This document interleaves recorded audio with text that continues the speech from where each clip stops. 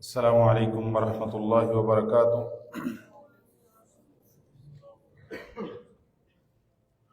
ان الحمد للہ نحمده ونستعینه ونستغفره ونعوذ باللہ من شرور انفسنا ومن سیئات اعمالنا، من يهده الله فلا مضل له ومن يضلل فلا هادي له، واشهد ان لا اله الا الله وحده لا شريك له، واشهد ان محمدا عبده ورسوله۔ يا ايها الذين امنوا اتقوا الله حق تقاته ولا تموتن الا وانتم مسلمون۔ يا ايها الناس اتقوا ربكم الذي خلقكم من نفس واحده وخلق منها زوجها وبث منهما رجالا كثيرا ونساء، واتقوا الله الذي تساءلون به والأرحام إن الله كان عليكم رقيبا۔ يا أيها الذين آمنوا اتقوا الله وقولوا قولا سديدا يصلح لكم أعمالكم ويغفر لكم ذنوبكم، ومن يطع الله ورسوله فقد فاز فوزا عظيما۔ أما بعد فإن خير الحديث كتاب الله وخير الهدي هدي محمد صلى الله عليه وسلم، وشر الأمور محدثاتها وكل محدثة بدعة وكل بدعة ضلالة۔ تمام قسم کی حمد و ثنا، تعریفات، تسبیحات، تمجیدات اللہ رب العالمین کے لیے ہے، جو ہم سب کا خالق، مالک، رازق اور مدبر ہے،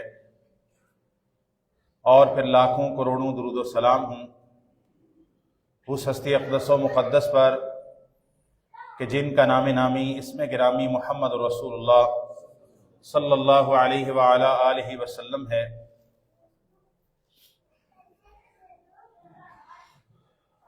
اللہ تعالیٰ کا جتنا شکر ادا کیا جائے کم ہے کہ اللہ تعالیٰ نے ہمیں صحت و عافیت کی حالت میں رمضان جیسا برکت والا مہینہ عطا کیا ہے۔ یہ اللہ تعالیٰ کا فضل ہے، اس کی رحمت ہے، اس کا ہمارے ساتھ ایک بہت بڑا احسان ہے۔ رمضان کا مہینہ سال بھر کے مہینوں میں سب سے زیادہ افضل اور سب سے زیادہ مقام و مرتبے کا مالک مہینہ ہے۔ رمضان المبارک کے مہینے کے مقام و مرتبہ کو جاننے کے لیے یہی کافی ہے کہ اللہ تعالیٰ نے قرآن مجید کے اندر ارشاد فرمایا، شہر رمضان الذی انزل فیہ القرآن ھدی للناس وبینات من الھدی والفرقان۔ رمضان وہ مہینہ ہے جس میں اللہ تعالیٰ نے قرآن مجید کو نازل کیا، جس میں قرآن مجید کو اتارا گیا ہے۔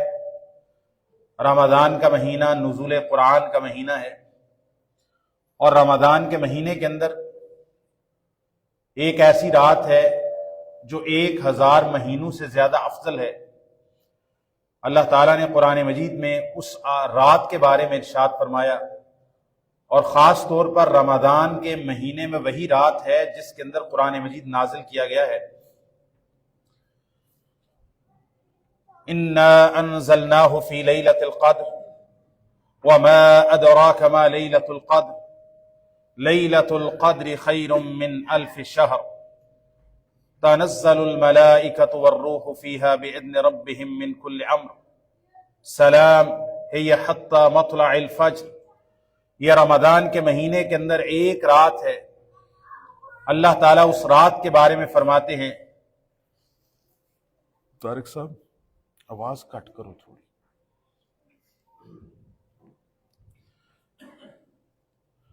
انا انزلناہ فی لیلۃ القدر، ہم نے قرآن مجید کو قدر والی رات کے اندر نازل کیا۔ آپ کو کیا پتا ہے یہ قدر والی رات کیا ہے؟ یہ 1000 مہینوں سے افضل رات ہے۔ اس رات آسمان سے فرشتے اور روح الامین جبریل امین اللہ تعالیٰ کا حکم لے کر اترتے ہیں، اور یہ برکت ہی برکت ہے، رحمت ہی رحمت ہے طلوع آفتاب تک، طلوع فجر تک۔ رمضان کے مہینے کے اندر ہی وہ رات ہے، اسی رات کے اندر قرآن مجید نازل ہوا۔ نبی کریم صلی اللہ علیہ وسلم نے رمضان کے مہینے کے بارے میں، شہر رمضان کے بارے میں یہ بات ارشاد فرمائی۔ صحیح بخاری کے اندر حدیث موجود ہے، آپ صلی اللہ علیہ وسلم نے فرمایا اذا دخل رمضان، جب رمضان کا مہینہ داخل ہوتا ہے، فتحت ابواب السماء، آسمان کے دروازے کھول دیے جاتے ہیں۔ ایک روایت کے لفظ ہے فتحت ابواب الجنہ، جنت کے دروازے کھول دیے جاتے ہیں۔ ایک حدیث کے الفاظ ہیں فتحت ابواب الرحمہ، رحمت کے دروازے کھول دیے جاتے ہیں۔ وغلقت ابواب جہنم، جہنم کے دروازے بند کر دیے جاتے ہیں۔ وسلسلت الشیاطین، شیاطین کو جکڑ دیا جاتا ہے۔ جب رمضان کی پہلی رات ہوتی ہے، رمضان داخل ہوتا ہے، جنت کے دروازے بھی کھل جاتے ہیں، آسمان کے دروازے بھی کھل جاتے ہیں، رحمت کے دروازے بھی کھول دیے جاتے ہیں، جہنم کے دروازے بند کر دیے جاتے ہیں۔ وَلَمْ يُفْتَحْ مِنْهَا بَابٌ، پورے رمضان کے مہینے کے اندر جہنم کا کوئی دروازہ نہیں کھولا جاتا، اور جو جنت کے دروازے، رحمت کے دروازے، آسمان کے دروازے کھولے جاتے ہیں۔ لم یغلق منہا باب، پورے رمضان کے مہینے کے اندر پھر جنت کا کوئی دروازہ بند نہیں کیا جاتا، پورا رمضان جنت کے دروازے کھلے رہتے ہیں، پورا رمضان جہنم کے دروازے بند رہتے ہیں۔ سرکش شیاطین کو، بڑے بڑے شیاطین کو جکڑ دیا جاتا ہے، باندھ دیا جاتا ہے، پابند کر دیا جاتا ہے، تاکہ وہ لوگوں کو اللہ تعالیٰ کی عبادت سے، اللہ کے ذکر سے، اللہ تعالیٰ کی یاد سے غافل نہ کر سکیں۔ ہاں چھوٹے چھوٹے شتونگڑے قسم کے شیاطین وہ باقی رہ جاتے ہیں، یا انسان کے نفس کے اندر جو نفس امارہ اللہ تعالیٰ کی نافرمانیاں کر کر کے پنک چکی ہوتی ہے، وہ شیطنت انسان کے نفس کی باقی رہ جاتی ہے، اس کے دل کے وساوس باقی رہ جاتے ہیں، یا چھوٹے چھوٹے شیاطین باقی رہ جاتے ہیں۔ بڑے بڑے شیاطین کو بند کر دیا جاتا ہے، اور اس بات کا تجربہ ہر انسان کرتا ہے کہ واقعی شیطانوں کو باندھا جاتا ہے۔ رمضان کے اندر برائی کا دور دورہ کم ہو جاتا ہے، رمضان کے اندر نیکی کی طرف رغبت بڑھتی ہے، برائی کی طرف جانے کو انسان کا دل نہیں کرتا، انسان برائی سے بھاگتا ہے، تقوی انسان کے اندر آتا ہے، اللہ کا ڈر آتا ہے، اللہ کا خوف آتا ہے، اللہ کی یاد آتی ہے، قرآن زیادہ پڑھنے کو دل کرتا ہے، دعا زیادہ کرنے کو دل کرتا ہے، نماز نفل قیام رمضان کرنے کو دل کرتا ہے۔ یہ انسان کی طبیعت محسوس کرتی ہے کہ کیا ایک رات کے اندر ایسا ہو گیا کہ جو ہی رمضان داخل ہوتا ہے، انسان کا عبادات کی طرف دل، مسجد کی طرف دل، قرآن کی طرف دل، ذکر کی طرف دل، درس قرآن کی طرف دل انسان کا لگنے لگ جاتا ہے۔ یہ وہی ماحول ہوتا ہے کہ جب شیاطین کو، بڑے بڑے شیاطین کو جکڑ دیا جاتا ہے، تو انسان کی نیکی کی طرف رغبت بڑھ جاتی ہے، کیونکہ انسان کو برائی کی طرف رغبت دلانے والی بڑی فورسز کو اللہ تعالیٰ بند کر دیتے ہیں۔ نبی کریم صلی اللہ علیہ وسلم نے فرمایا اذا كان اول لیلۃ من رمضان، جب رمضان کے مہینے کی پہلی رات ہوتی ہے، اسی دن جنت کے دروازے کھول دیے جاتے ہیں، جہنم کے دروازے بند کر دیے جاتے ہیں، بڑے بڑے سرکش شیاطین کو جکڑ دیا جاتا ہے۔ وَيُنَادِي مُنَادٍ مِّنَ السَّمَاءِ، آسمان سے ایک پکار لگانے والا پکار لگاتا ہے، یا باغی الخیر اقبل، اے نیکی کو چاہنے والے، اے بھلائی کو چاہنے والے، اے اللہ تعالیٰ کی یاد کے طلبگار، اے اللہ تعالیٰ کی رحمت کے طلبگار، اے اللہ کی جنت کے طلبگار، اے اللہ تعالیٰ کی غفران کے طلبگار، اے اللہ تعالیٰ کے کرم اور فضل اور اللہ تعالیٰ کے احسانات کے طلبگار، جنت کے طلبگار، نماز کا شوق رکھنے والے، روزہ کا شوق رکھنے والے، صدقات و خیرات کا شوق رکھنے والے، خیر کو چاہنے والے، بھلائی کو چاہنے والے، نیکی کی طلب اور چاہ اور محبت کرنے والے، یا باغی الخیر اقبل، آگے بڑھ جا، کوشش کر لے، محنت کر لے، ذرا جستجو کے ساتھ آ، ذرا اپنی پوری تمنا اور اپنی امنگ لے کے آ، کیونکہ تیرے لیے رحمت کے دروازے بھی کھول دیے، جنت کے دروازے بھی کھول دیے، اللہ تعالیٰ نے آسمانوں کے دروازے بھی کھول دیے، اور جن چیزوں نے تجھے برائیوں سے روکنا تھا، وَيَا بَاغِيَ الشَّرِّ أَقْصِرْ، اے برائی کو چاہنے والے، اے برائی کو پسند کرنے والے، اے جھوٹ بولنے والے، اے غیبت کرنے والے، اے حسد کرنے والے، اے حرام مال کمانے والے، اے سود کھانے والے، اے جوا کھیلنے والے، اے بدکاری کرنے والے، اے بے حیائی کے کاموں کے اندر ملوث ہونے والے، اے سود کھانے والے، اے لوگوں کو ستانے والے، ظلم کرنے والے، نمازوں کو ترک کرنے والے اور گالی دینے والے اور اپنی زبان کو پلید رکھنے والے اور طرح طرح کی ایسی مجالس کے اندر نشہ آور مشروبات کو استعمال کرنے والے، مرد و زن کے اختلاط پہ خوش ہونے والے، برائیاں کرنے والے، نافرمانیاں کرنے والے، اپنے رب تعالیٰ کو سارے سال کے 11 مہینوں کے اندر بھولا رہنے والے، یا باغی شر اکثر، اے برائی کو چاہنے والے، اے برائی کے طلبگار، رک جا، باز آ جا، اپنے قدم روک لے، کیونکہ جن چیزوں نے تجھے برائیوں کی طرف رغبت دلانی تھی، تجھے شیطنت کی طرف رغبت دلانی تھی، تجھے بے حیائی کی طرف، جھوٹ کی طرف اور سود کی طرف، جن چیزوں نے تجھے اللہ تعالیٰ کی یاد سے غافل کرنا تھا، ان کے بڑے بڑے سرداروں کو جکڑ دیا ہے، جہنم کے دروازوں کو بند کر دیا ہے۔ یا باغی شر اکثر، اے برائی کو چاہنے والے، باز آ جا، رک جا، کیونکہ یہ رحمت کا مہینہ ہے، برکت کا مہینہ ہے، مغفرت کا مہینہ ہے۔ اور نبی کریم صلی اللہ علیہ وسلم نے فرمایا وَلِلَّهِ عُتَقَاءُ مِنَ النَّارِ وَذَلِكَ كُلَّ لَيْلَةٍ، رمضان کی ہر رات اللہ تعالیٰ لوگوں کو جہنم سے آزاد کرتے ہیں۔ وَذَلِكَ كُلَّ لَيْلَةٍ، رمضان کی ہر رات لوگوں کو جہنم سے آزادی ملتی ہے۔ کون سی جہنم؟ اللہ تعالیٰ قرآن مجید کے اندر فرماتے ہیں وَمَنْ أُدْخِلَ فَمَنْ زُحْزِحَ عَنِ النَّارِ وَأُدْخِلَ الْجَنَّةَ فَقَدْ فَازَ وَمَا الْحَيَاةُ الدُّنْيَا إِلَّا مَتَاعُ الْغُرُورِ۔ یہ رمضان کا مہینہ ہے، یہ رمضان کی برکت ہے، یہ رمضان ہی کی وجہ سے اللہ تعالیٰ نے یہ لوگوں کے لیے آسانی فرمائی ہے۔ وَلِلَّهِ عُتَقَاءُ مِنَ النَّارِ، اللہ تعالیٰ رمضان کی ہر رات رمضان کی ہر رات، یہ میں جملہ بار بار کیوں دہرا رہا ہوں کہ رمضان کی ہر رات قیمتی ہے، ہر رات قیمتی ہے، ہر رات میں اللہ تعالیٰ لوگوں کو جہنم سے آزاد کرتے ہیں۔ وَلِلَّهِ عُتَقَاءُ مِنَ النَّارِ وَذَلِكَ كُلَّ لَيْلَةٍ، اللہ تعالیٰ لوگوں کو رمضان میں جہنم سے آزاد کرتے ہیں۔ وَذَلِكَ كُلَّ لَيْلَةٍ، یہ رمضان کی ہر رات میں ہوتا ہے، ہر رات میں لوگوں کو جہنم سے آزادی ملتی ہے۔ کون سی جہنم؟ اللہ تعالیٰ فرماتے فَمَنْ زُحْزِحَ عَنِ النَّارِ، جو بندہ جہنم سے بچا لیا گیا، وَأُدْخِلَ الْجَنَّةَ، اور جنت میں داخل کر دیا گیا، فَقَدْ فَازَ، وہ کامیاب ہو گیا۔ وَمَا الْحَيَاةُ الدُّنْيَا إِلَّا مَتَاعُ الْغُرُورِ، یہ دنیا کی زندگی فائدے کا سامان ہے، دھوکے کا سامان ہے، اس کے علاوہ کچھ بھی نہیں ہے۔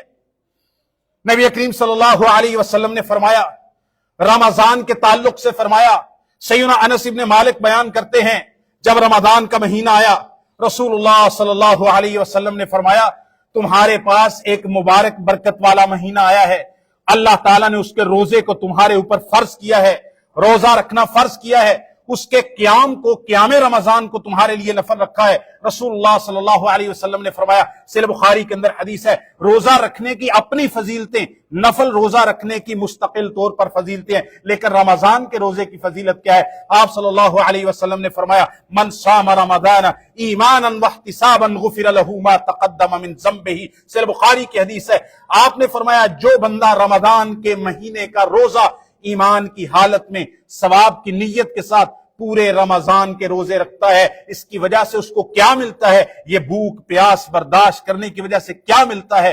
آپ نے فرمایا من صام رمضان ایمانا واحتسابا غفر له ما تقدم من ذنبه، جو بندہ رمضان کے مہینے کے پورے روزے ایمان کی حالت میں اور ثواب کی نیت کے ساتھ رکھتا ہے، اللہ تعالیٰ اس کے پچھلے سارے گناہوں کے اوپر معافی کا قلم پھیر دے۔ یہ صحیح بخاری کی حدیث ہے۔ آپ صلی اللہ علیہ وسلم کے پاس ایک شخص آیا، عمر بن مرہ الجوہانی بیان کرتے ہیں، مسند احمد وغیرہ کے اندر صحیح حدیث ہے۔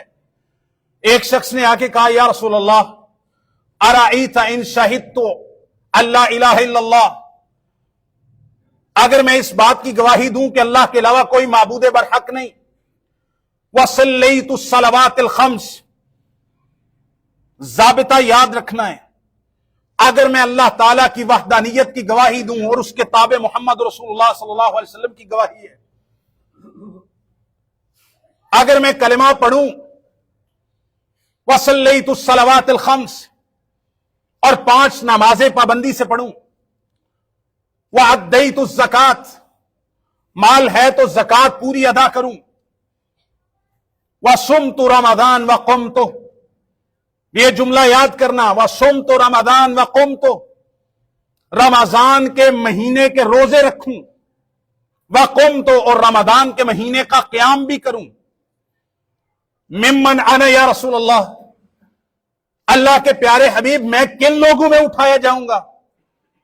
اگر میں شہادتین کا اقرار بھی کروں، 5 نمازوں کی پابندی بھی کروں، مال ہو تو زکوٰۃ بھی ادا کروں، رمضان کا مہینہ میسر آئے رمضان کے مہینے کا روزہ بھی رکھوں اور رات کا قیام بھی رمضان کا کروں جس کو آپ تراویح کہتے ہیں، فممن انا یا رسول اللہ کے پیارے حبیب مجھے کن لوگوں میں شمار کیا جائے گا؟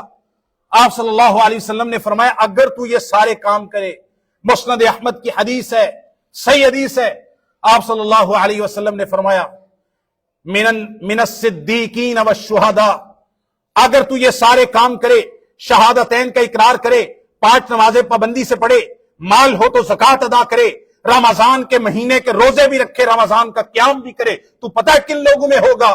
من الصدیقین والشہداء، اللہ تعالیٰ تجھے صدیقین اور شہداء کے ساتھ مقام عطا فرمائے۔ یہ رمضان کی برکت ہے۔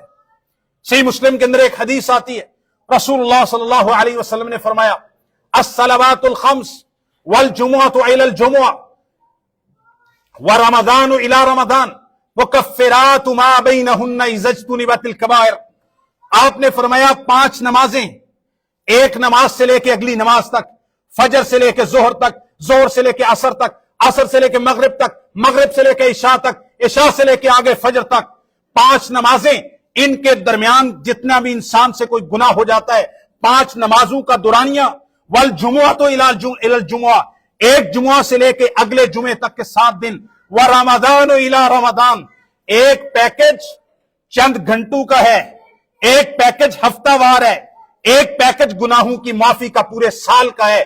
اللہ تعالیٰ نبی پاک صلی اللہ علیہ وسلم نے فرمایا، صحیح مسلم کی حدیث ہے، 5 نمازیں، ان کے دورانیہ، اور ایک جمعے سے لے کے اگلے جمعے تک 7 دن، ورمضان الی رمضان، صحیح مسلم شریف کی حدیث، ایک رمضان سے لے کے اگلے رمضان تک، مکفرات ما بینہن اذا اجتنبت الکبائر، نمازیں 5 نمازیں، ایک جمعہ سے لے کے اگلے جمعے تک اور ایک رمضان سے لے کر اگلے رمضان تک کے تمام گناہ اللہ تعالیٰ معاف کر دیتے ہیں جب بندہ کبیرہ گناہوں سے اجتناب کر لے، کبیرہ سے گناہوں سے بچ جائے تو نماز پڑھنے سے یہ گناہ معاف ہو جاتے ہیں۔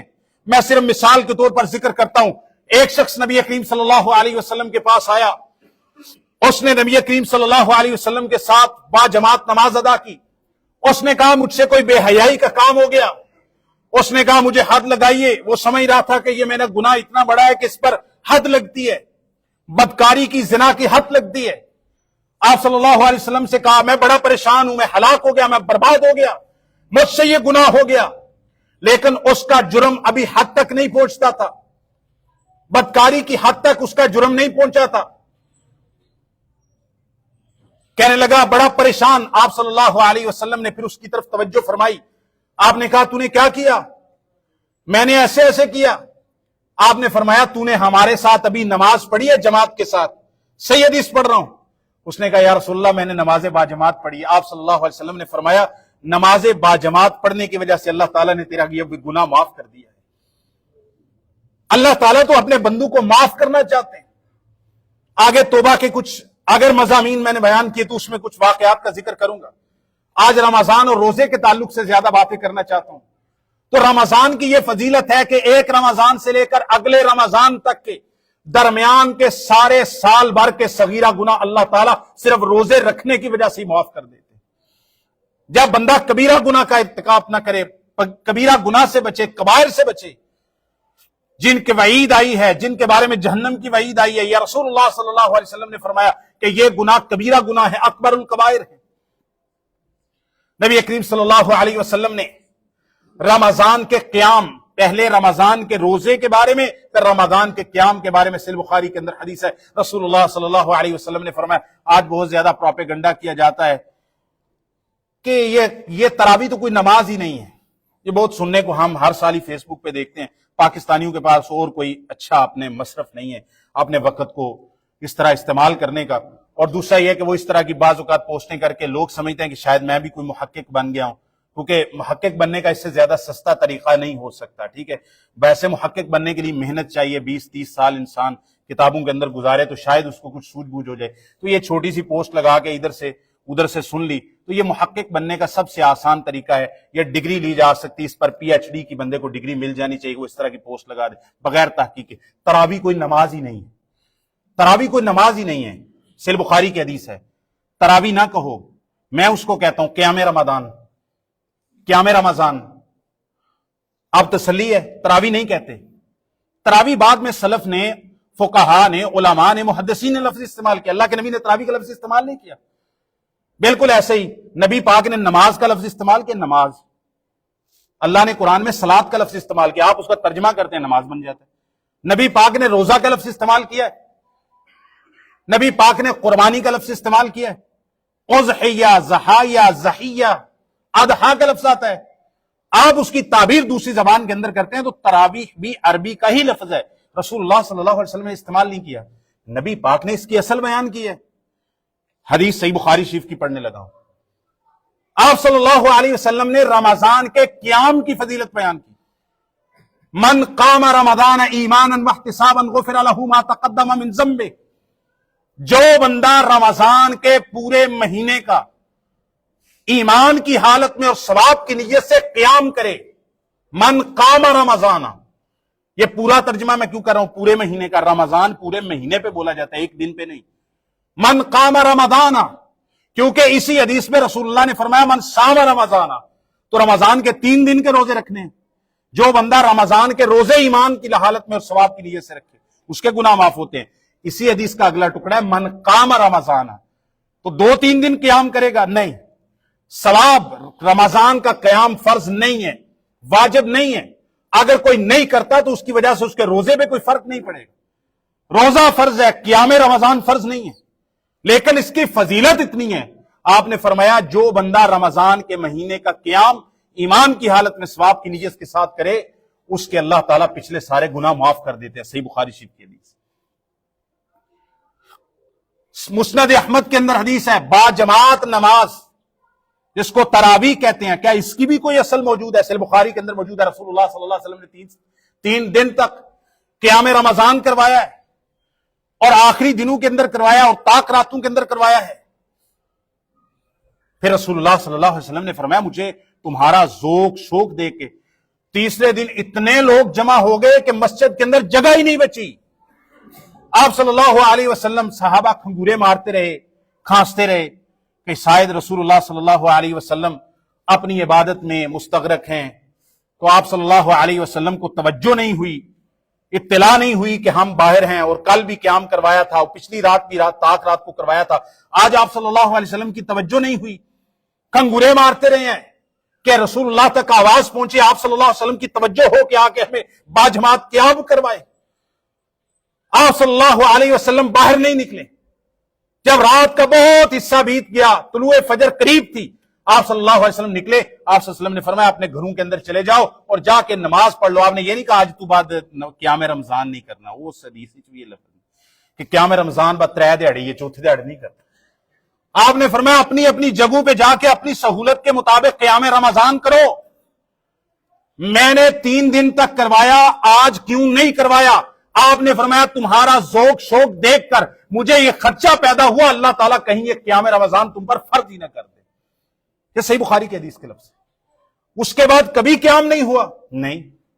نبی پاک کے زمانے میں قیام رمضان با جماعت ہوتا رہے. ایک صحیح حدیث ہے, نبی کریم صلی اللہ علیہ وسلم کے پاس ایک بندہ ہے, اس نے کہا یا رسول اللہ میرے گھر کی عورتوں نے مجھے کہا ہمیں قیام رمضان کروا دیں. میں نے 8 رکعت ما وتر 11 کروا دیا. آپ نے فرمایا تو نے ٹھیک کیا, کچھ نہیں کہا اس کو. آپ نے یہ تو نہیں کہا 3 دن سے زیادہ قیام رمضان نہیں ہوتا. یہ کہاں کے فلسفے گھڑ لیے, لوگوں کو گمراہ کر رہے ہیں, عبادات سے روک رہے ہیں. بھائی قیام رمضان سے اب روک کے کون سا بڑا مارکا مار رہے ہیں؟ نبی کریم صلی اللہ علیہ وسلم نے فرمایا اب جو میں فیصلہ کن حدیث مسند احمد کی پڑھنے لگا ہوں, اگر کسی بھائی کو سمجھ آ جائے تو آ جائے. اللہ اکبر. نبی پاک نے فرمایا من قام مع الامام حتى ينصرف كتب له اجر ليلة. آپ نے فرمایا جو بندہ مسند احمد کی حدیث حوالہ بعد میں مجھ سے لے لینا, با جماعت قیام رمضان کی فضیلت ہے اس حدیث میں امام کے ساتھ.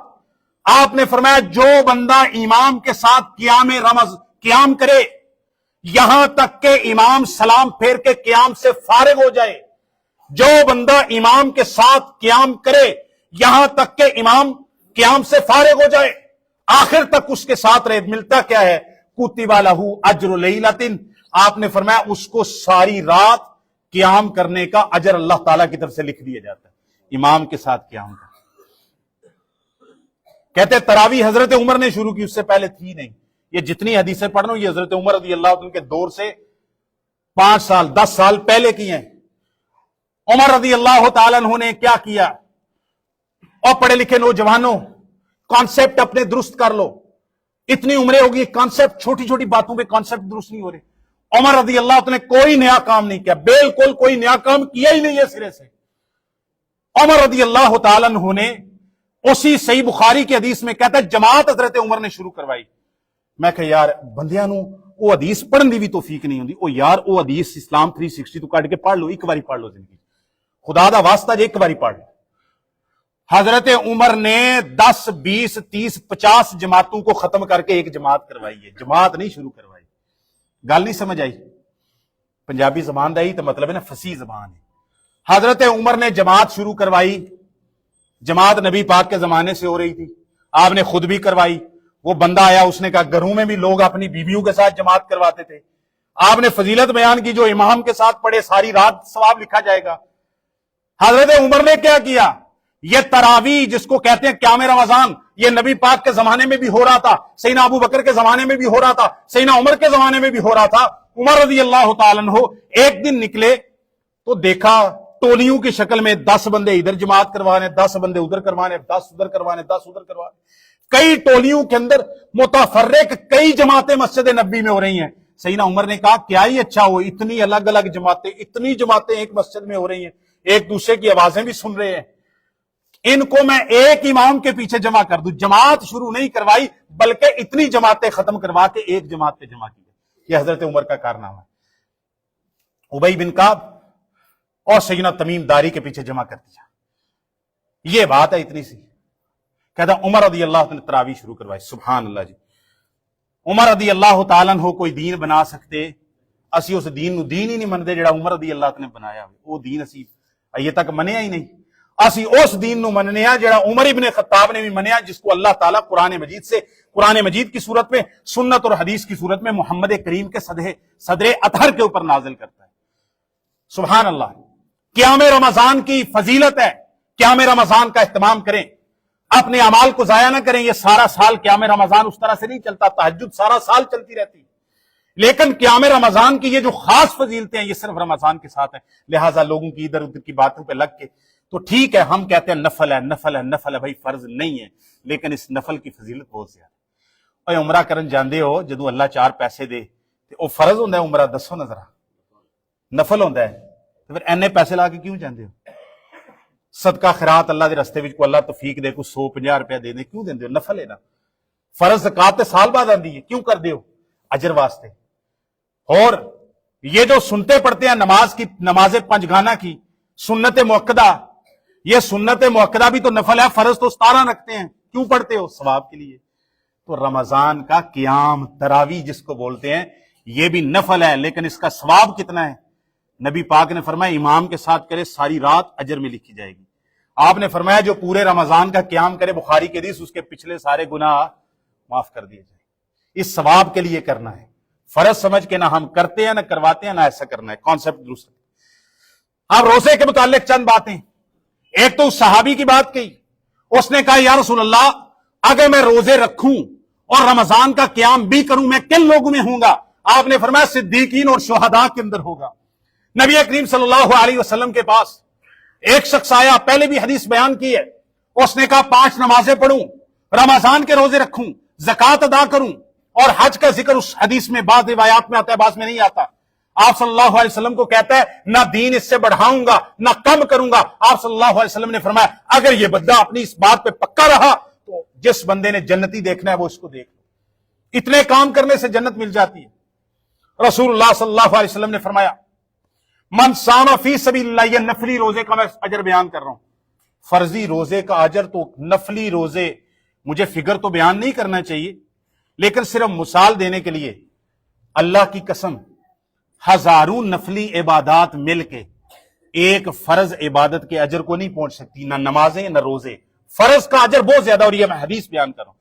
اللہ تعالیٰ فرماتے ہیں، حدیث قدسی ہے، میرا بندہ سب سے زیادہ میرا قرب جس کے ساتھ پاتا ہے وہ فرض عبادت ہے۔ فرض عبادت کا اجر بہت زیادہ ہے۔ تو فرض روزے کے اجر کا، میں نفلی روزے کا اجر بیان کرنے لگا، اور رمضان کے روزے کا اجر تو پتہ نہیں کتنا ہے، اللہ کے سوا کسی کو نہیں پتا کتنا ہے۔ نبی پاک صلی اللہ علیہ وسلم نے فرمایا، من صام فی سبیل اللہ یومن، جو اللہ تعالیٰ کی رضا کے لیے فی سبیل اللہ ایک روزہ رکھتا ہے نفلی، ہم فرضی رکھ رہے ہیں الحمدللہ، اللہ تعالیٰ اس بندے کے چہرے کو جہنم کی آگ سے 70 سال کی مسافت دور فرما دیتے ہیں، ایک روزہ نفلی، اور یہ فرضی ہے۔ سبحان اللہ۔ نبی کریم صلی اللہ علیہ وسلم نے فرمایا، الصیام والقرآن یشفعان للعبد یوم القیامہ، یہ روزہ بڑے کام کی چیز ہے، یہ بھوک پیاس بڑی کام آنے والی ہے۔ آپ نے فرمایا کل قیامت کے دن، وہ قیامت کا دن جب باپ بھائی بیوی بچے ایک دوسرے سے جان چھڑائیں گے، رب نفسی نفسی کا عالم ہوگا۔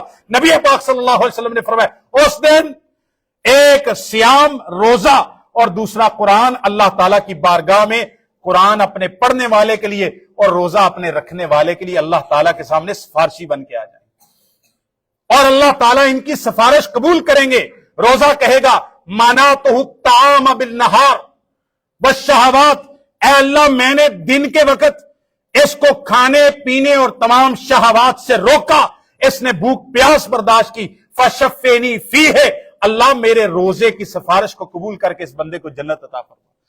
فَيُشَفَّعَانِ، قرآن کی سفارش بھی قبول کی جائے گی، روزے کی سفارش بھی قبول کی جائے گی، اور قرآن کا تو یہ تعلق ہے۔ نبی کریم صلی اللہ علیہ وسلم کے بارے میں سیدنا عبداللہ ابن عباس ارشاد فرماتے ہیں، یہ حدیث صحیح بخاری کے اندر ہے، کان رسول اللہ صلی اللہ علیہ وسلم اجود الناس بالخیر واجود ما یکون فی رمضان حین یلقاہ جبریل، آپ صلی اللہ علیہ وسلم تمام انسانوں میں بڑھ کے سب سے زیادہ سخاوت کرنے والے، مال خرچ کرنے والے، صدقہ کرنے والے، اللہ کے راستے میں خرچ کرنے والے نبی کریم صلی اللہ علیہ وسلم تھے، لیکن آپ صلی اللہ علیہ وسلم کی سخاوت کا وہ منظر جو رمضان کے اندر ہوتا تھا وہ عام دنوں میں نہیں ہوتا تھا۔ جب رمضان آتا جبریل روزانہ رات کو آپ کے ساتھ ملنے لگتے۔ پہلے تو جبریل آئے گا، کوئی حکم لے کے آئیں گے، کوئی وحی لے کے آئیں گے، قرآن کی آیت لے کے آئیں گے، لیکن رمضان کی برکت ہے، رمضان کی برکت ہے، یہ رمضان کی برکت ہے، یہ رمضان کا ماحول ہے، یہ رمضان کا مرکز ہے کہ جب نبی کریم صلی اللہ علیہ وسلم، عبداللہ بن عباس فرماتے ہیں، جب رمضان داخل ہوتا روزانہ رات کو جبریل امین، میں اس منظر کشی کر نہیں سکتا اس تصور کی، آپ صرف سوچو 7 آسمانوں سے جبریل امین، 600 پروں والا جبریل امین جو ایک دفعہ نبی پاک کو ملنے کے لیے پہلی وحی کے طور پر آیا، تو نبی پاک نے فرمایا جبریل کے 600 پر تھے، اور زمین و آسمان کے کناروں کو جبریل کے پروں نے روک رکھا تھا۔ وہ جبریل اتنی بڑی شخصیت، اتنی بڑی ہستی، اتنا بڑا سراپا لے کے جبریل 7 آسمانوں سے روزانہ کوئی نئی وحی لے کے نہیں بلکہ نبی پاک کی جناب میں آتے ہیں۔ آپ صلی اللہ علیہ وسلم یعرض علیہ النبی القرآن، آپ صلی اللہ علیہ وسلم جبریل کو قرآن سناتے ہیں، جبریل قرآن سنتے ہیں، قرآن کا دور کرتے ہیں، قرآن کی مدارست کرتے ہیں۔ یہ رمضان ہے، جبریل کا ہر رات آنا ہے اور قرآن مجید نبی پاک کا ان کو سنانا ہے، اور جب جبریل آتے آپ جبریل سے ملاقات ہو جاتی، عبداللہ بن عباس فرماتے ہیں آپ کا شوق اتنا بڑھتا، آپ صلی اللہ علیہ وسلم تیز چلنے والی آندھی سے بھی زیادہ اللہ کے راستے میں مال خرچ کرتے تھے۔ صحیح بخاری کے حدیث۔ رمضان کا قرآن کے ساتھ تعلق ہے، قرآن کو قیام کے اندر سنو، قیام کے اندر پڑھو، ناظرہ پڑھو، اوپر سے دیکھ کے پڑھو، قرآن کا سماع کرو، قرآن مجید کی تلاوت سنو، قرآن مجید کا ترجمہ سنو، اس کی تفسیر پڑھو۔ رمضان کا قیام کے ساتھ روزہ رکھنا ہے، قرآن پڑھنا ہے، قرآن سننا ہے، قیام رمضان کرنا ہے۔ اللہ تعالیٰ نے جس کو مال دیا ہے مال کو خرچ کرو، رمضان مال کے خرچ کرنے کا مہینہ ہے۔ نبی پاک ہمیشہ ہی اللہ کے راستے میں خرچ کرتے تھے، لیکن رمضان کے مہینے میں خاص طور پر خرچ کرتے تھے۔ نبی کریم صلی اللہ علیہ وسلم نے فرمایا للصائم فرحتان، روزہ دار کو 2 خوشیاں ملتی ہیں، 2 خوشی۔ ایک وہ خوشی ہے جو 30 دفعہ ملتی ہے، 29 یا 30 دفعہ ملتی ہے۔ آپ نے فرمایا ایک خوشی اس وقت ہوتی ہے ہین افطارا، جب وہ روزہ افطار کرتا ہے، یہ 30 دن کی خوشی ہے۔ دوسرا اس حدیث کا معنی یہ ہے جب رمضان کا مہینہ گزرتا ہے، عید الفطر کرتا ہے تو عید الفطر کی ایک خوشی ہے۔ یہ تو بہت یہ خوشی بھی بڑی ہے، لیکن اس سے بڑی خوشی کیا ہے؟ روزے کی وجہ سے آپ نے فرمایا روزے دار کی دوسری خوشی عند لقاء رب ہی، جب دنیا سے جائے گا، قیامت کا دن ہوگا، حشر کا دن ہوگا، اللہ تعالیٰ اس کو جنت عطا کرے گا۔ جنت کی ساری نعمتیں دیے جانے کے بعد صحیح مسلم کی حدیث ہے، اللہ تعالیٰ جنتیوں سے کہیں گے، جب جنتی جنت میں چلے جائیں گے، اللہ تعالیٰ جنتیوں سے کہیں گے، اے میرے جنتیوں، اے میرے بندوں، کیا اب تم راضی ہو؟ جنتی کہیں گے اللہ کیا بات ہے، تو نے ہمیں جہنم سے بچا کے جنت عطا کی، ہر طرح کے پھل اور میوے اور ہر طرح کی نعمتیں عطا کی، اللہ ہم راضی کیوں نہیں ہوں گے؟ اللہ تعالیٰ کہے گے اے میرے بندو، میں تمہیں ایک ایسی نعمت نہ دوں جو آج سے پہلے نہیں دی۔ جنتی کہیں گے اللہ کون سی ایسی نعمت ہے جو تو نے پہلے نہیں دی؟ اللہ تعالیٰ فرمائیں گے احلو لکم رضوانی، آج کے بعد میں اپنی رضامندی اور خوشنودی کو تمہارے لیے حلال کرتا ہوں، فلا اسخط علیکم ابدا، آج کے بعد میں تمہارا رب تم پر کبھی ناراض نہیں ہوگا۔ دوسری مسلم کی حدیث کے اندر حدیث ہے، رسول اللہ صلی اللہ علیہ وسلم نے فرمایا جنتی جنت میں چلے جائیں گے، اللہ تعالیٰ فرمائیں گے اپنے بندوں سے بتاؤ کوئی جنت میں کوئی کسی چیز کی کمی رہ گئی ہے؟ بندے کہیں گے اللہ سب کچھ مل گیا اور کسی چیز کی کمی نہیں ہے۔ اللہ تعالیٰ کہے گے میں ایک چیز تمہیں دیتا ہوں جو پہلے نہیں دی۔ بندے کہیں گے کیا اللہ تو نے دی دیا؟ مومنین کہے گے اللہ تعالیٰ اپنے نور کے پردوں کو ہٹائیں گے اور اپنے چہرے کا جنتیوں کو دیدار کروا دیں گے۔ جب جنتی جنت کے اندر اللہ تعالیٰ کا دیدار کریں گے، سجدے کے اندر پڑ جائیں گے۔ یہ اللہ تعالیٰ کی وہ نعمت ہے جو روزے کے ساتھ بھی ملنے والی ہے۔ نبی پاک نے فرمایا روزے دار کو دو خوشیاں ملتی ہیں، ایک افطار کے وقت اور دوسری خوشی عند لقاء رب ہی، جب اپنے رب سے ملاقات ہو جائے گی۔ اس ملاقات کو روزہ رکھے، جب روزہ رکھے بھوک پیاس کو برداشت کرے تو اس ملاقات کی خواہش کرے کہ کاش آج کے ہو سکتا ہے بھوک پیاس کی وجہ سے اللہ کی ملاقات مل جائے، لوگوں کے ساتھ اس نے سلوک کرے، غیبت چھوڑ دے، جھوٹ بولنا چھوڑ دے، سود خوری چھوڑ دے، ناراضگیاں چھوڑ دے، دشمنیاں چھوڑ دے اور قرآن کی طرف توجہ کریں، نماز کی پابندی کریں۔ رمضان دعا کرنے کا مہینہ ہے بہت زیادہ، جہاں اللہ تعالیٰ نے سورہ البقرہ کے اندر رمضان کے مسائل بیان کیے ہیں، رمضان کے روزے کا ذکر کرنے کے بعد اللہ تعالیٰ نے فرمایا وَإِذَا سَأَلَكَ عِبَادِي عَنِّي فَإِنِّي قَرِيبٌ، جب اے میرے پیارے محبوب میرے بندے آپ سے میرے بارے میں سوال کریں تو ان کو بتا دو میں تمہارے بہت قریب ہوں، میں تم سے دور نہیں ہوں، مجھ سے دعا کرو میں تمہاری دعا کو سنوں گا۔ رمضان دعا کرنے کا مہینہ ہے۔ نبی پاک نے فرمایا روزے دار کی دعا اللہ تعالیٰ کبھی رد نہیں کرتے۔ جب روزے دار روزے کے وقت میں دعا کرتا ہے اللہ تعالیٰ اس کی دعا کو قبول کرتا ہے۔ رمضان کی قدر کیجئے۔ وہ حدیث تو آپ نے سن رکھی ہے، نبی پاک ممبر پہ آئے اور نبی پاک نے آمین کہا۔ باقی دو باتوں کو چھوڑتا ہوں، آپ صلی اللہ علیہ وسلم سے صحابہ نے پوچھا تو آپ صلی اللہ علیہ وسلم نے فرمایا جبریل آئے تھے، انہوں نے کہا تھا وہ بندہ ہلاک اور برباد ہو جائے جس کو رمضان جیسا مہینہ ملا اور وہ رمضان کے مہینے کے اندر عبادات کر کے اللہ تعالیٰ سے معافی نہ لے سکا، جنت نہ لے سکا، وہ بندہ ہلاک ہو جائے۔ جبریل نے دعا کی، پیغمبر کریم صلی اللہ علیہ وسلم نے آمین کہا۔ تو میرے بھائی رمضان کی قدر کرے، روزے کی قدر کرے، اور روزہ جب رکھ لیں تو یہ صرف بھوکا پیاسا رہنے کا کام روزہ نہیں ہے۔ روزہ اصل میں تقویٰ کے لیے لعلکم تتقون، ہماری آنکھیں متقی بن جائیں، کان متقی بن جائیں، دل متقی بن جائے، ہمارے نفس متقی بن جائے، ہم اللہ تعالیٰ سے ڈرنے والے بن جائیں، رشتہ داروں سے حسن سلوک کرنے والے بن جائیں، سارا ہر طرح کی برائیاں صغائر و کبائر کو ترک کر دے۔ نبی پاک نے فرمایا صحیح بخاری کی حدیث ہے من لم یدع قول الزور والعمل به فلیس للہ حاجۃ فی ان یدع طعامہ وشرابہ، جو بندہ جھوٹ اور غیبت اور اس طرح کی برائی کو، اپنی زبان کی برائی کو روزے کی حالت میں نہیں چھوڑتا، اللہ تعالیٰ کو اس کے بھوکا پیاسا رہنے کی کوئی ضرورت ہی نہیں ہے۔ لہٰذا روزے کی حفاظت بھی کریں، روزے کو بچائیں۔ اللہ تعالیٰ یہ رمضان کے مہینے کے اندر ہمارے گناہ معاف کر دے۔ ہر رات اللہ جہنم سے لوگوں کو آزاد کرتا ہے، یا اللہ آج ہی کی رات ہمیں جہنم سے آزاد فرما دے۔ اللہ جنت کے دروازے کھلے ہیں، یا اللہ ہم اس قابل تو نہیں ہیں، ہمارے منہ اس طرح کے نہیں ہیں کہ ہم تیرے سامنے لے کے آ سکے، لیکن اللہ ہم تجھ سے دعا کرتے ہیں یا اللہ اس روزے کی برکت سے، ایمان کی برکت سے، اسلام کی برکت سے، پیغمبر کریم کی اتباع کی برکت سے، یا اللہ کل قیامت کے دن جنت کے اندر ہمیں بھی ان خوش نصیبوں میں شامل کرنا جو تیرے چہرے کا دیدار کر دے۔ اس سے بڑی خوشی کوئی نہیں۔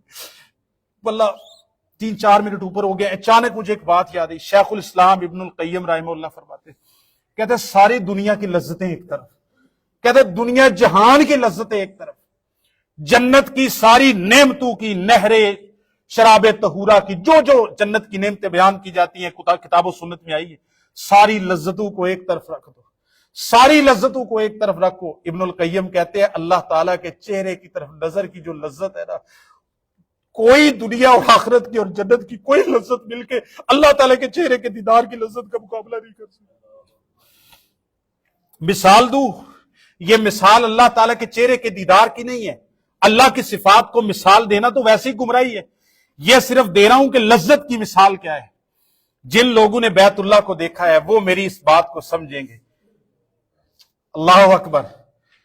دنیا کے اندر جو لوگ بیت اللہ شریف گئے ہیں وہ اس بات کی گواہی دیں گے، انہوں نے اپنی ساری زندگی کے اندر بیت اللہ پر پہلی نظر پردے جیسا کوئی منظر نہیں دیکھا ہوگا کوئی منظر۔ اس منظر کی جو لذت ہے، اس کا جو جلال ہے، اس کی جو کیفیات ہے، اس کا جو کیف بندے پہ طاری ہوتا ہے، یہ تو بیت اللہ ہے، یہ تو ایک کوٹھا ہے، یہ تو ہمارا معبود نہیں ہے، ہم اس کو سجدہ نہیں کرتے، یہ تو ایک کوٹھا ہے اینٹوں اور پتھر کا۔ اس کا جلال اور اس کا مقام اس وجہ سے ہے کہ اللہ تعالیٰ نے فرمایا ہے کہ یہ تمہارا قبلہ ہے، اس کی طرف منہ کر کے نماز پڑھنی ہے اور اس کے گرد چکر لگانے ہیں، یہ تو ہمارا معبود نہیں ہے، یہ تو ایک کوٹھا ہے اینٹوں اور پتھر کا۔